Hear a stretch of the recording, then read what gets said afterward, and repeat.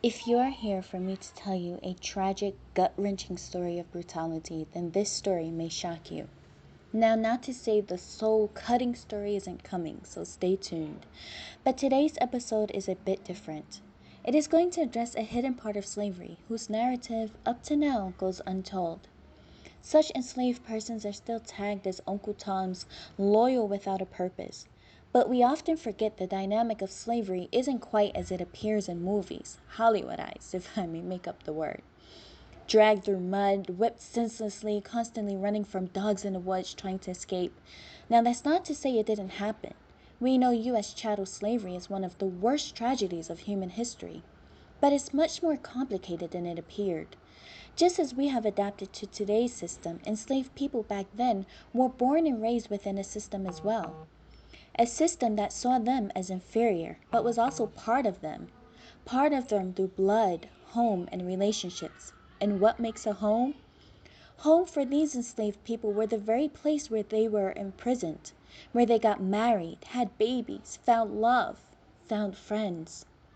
Did you know that by the time slavery ended in 1863, around 600 to 1,000 enslaved families in Maryland chose to stay on the plantations? Around 60 families were found on the Reagan Manor alone by the time slavery officially ended in Maryland.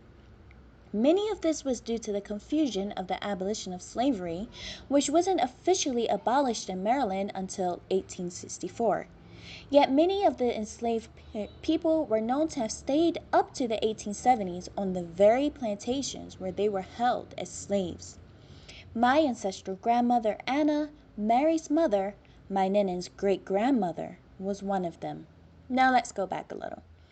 My Ninen's mother was Ella, and her mother Mary was the last born enslaved lady of the Howard County, possibly Reagan Manor plantation. She was the first to leave and settle in Baltimore, where she ended up meeting and marrying into the Rogers family, changing her name to Mary Rogers. Her mother Anna, however, was a very different story.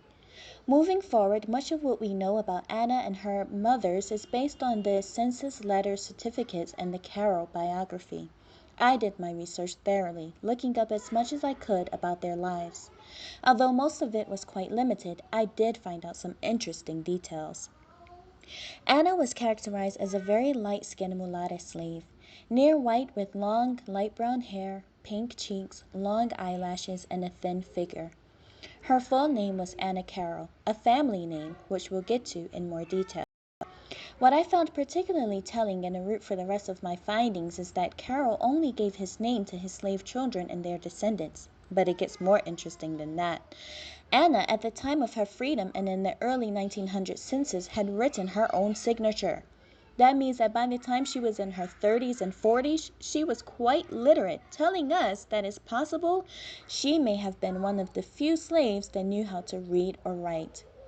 Later, there were letters found that was signed with the signature Anna Carroll, which states that this may very well be from the slave child, my ancestral mother, Anna. And lastly, she stayed on the plantation up until her death, while her daughter Mary had already married and had Ella around 1915, and later, my grandmother. My Nenen recalls spending time with her grandmother Mary, who was also described as having very long and fine dark hair. And Mary spent hours gloating about her mother Anna, who was known to be a beauty on the plantation, intelligent, and able to get any suitor even with her hair tied back. She was also said to have had great style. My Nana never got the chance to meet Anna, but she remembered Mary speaking fondly about her, which further confirms the story and connection to Anna Carroll. Sadly, no known pictures were taken of her, but even biographers noted a certain fondness she had to the Carroll family and the fact that she spoke of them with affection. Strange for a slave, right? And this is why slave life on a plantation was a lot more complicated than it appeared. It's certain that there was some kind of a connection or relationship between Anna and her white cousin, or if the affection came from this history of her mother to such family. This is something we'll touch on in the next episode. It also appears that Charles Carroll of Carrollton, who was quite elderly during this time, was also quite soft-hearted towards her, and she to him. There were receipts and records showing that he gifted her with clothes, and again, the possibility that she may have learnt to read. Now, semi-literate slaves weren't completely unheard of. House slaves, especially as Anna was characterized as, were often semi-literate, able to simply sign names and read basic labels. But reading books or even letters? Well, it might seem strange, but in Maryland, this was an occurrence as evidence from people such as Benjamin Banneker and the well-known Frederick Douglass. Much of what we know about Anna's life is with little evidence, and the entire picture may never be able to be fully drawn or even confirmed.